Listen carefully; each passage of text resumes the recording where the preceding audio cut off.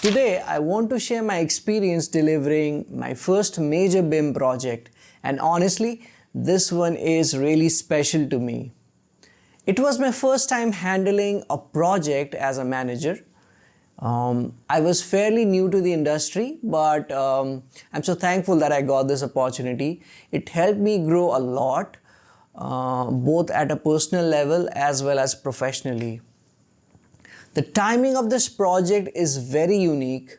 It started right when COVID first hit. We switched to complete remote working, and you know what? It proved that remote work or remote working can be equally efficient, especially coordination meetings compared to offline meetings where people would be late, stuck in traffic, or just not show up. No, don't like that. Online meetings are way too smooth and to the point. Let me share some broad details of the project. So I can't reveal the name, client, or the consultants due to confidentiality reasons, but here's what I can share. It was a government infrastructure project, the first of its kind. Our company was hired by the general contractor. Our scope included BIM model development of architecture, structure, and MEPF discipline at LOD 300.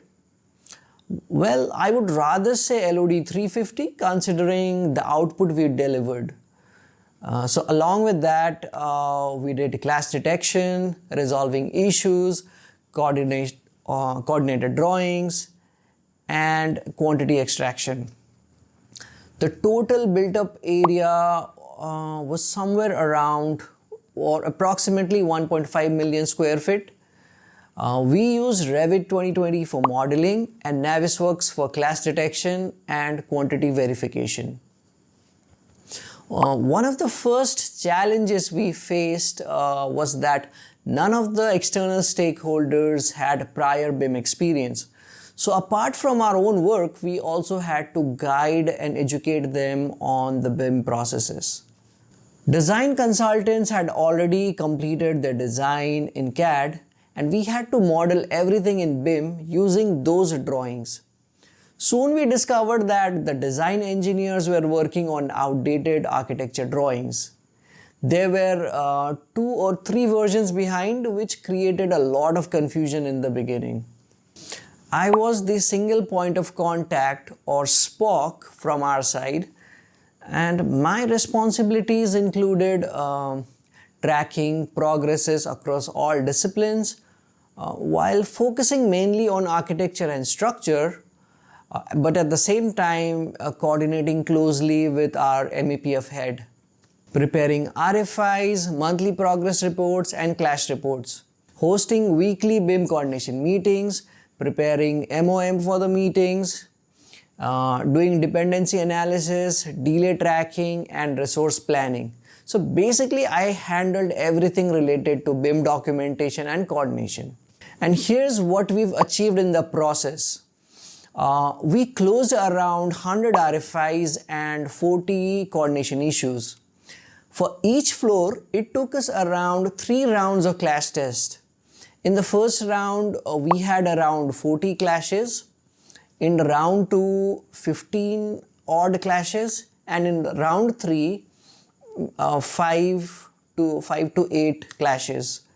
Or if I had to sum up, there were around 60 clashes resolved per floor.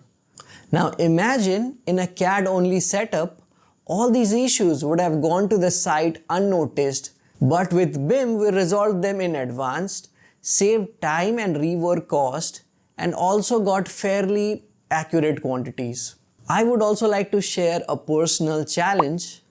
Most of the external stakeholders were very senior and experienced. Since I had to coordinate with them regularly, asking for drawings, assigning tasks during meetings, and follow up on progresses, I had to ensure that I am cordial and respectful in all my communications and get the job done at the same time. It was tricky at first, but luckily they were very supportive and cooperative. 2,000 years later. One key learning I want to share. In the beginning, we tried to fix every small clash even if it didn't really matter. For example, a clash between a door frame and a floor finish looked like a problem in a virtual environment. But in reality, if we consider the construction sequence, then the door frame is installed first, followed by flooring. So there's no actual issue on site. Now I know not every clash needs to be resolved. We should focus on what truly impacts the construction and not on minor clashes that are, I would say, irrelevant on site. If we had been more practical back then, we could have saved a lot of time and effort. Well, on that note, we have come towards the end of the video. Please share your thoughts on the comment section below. I will see you in the next one. Stay in touch.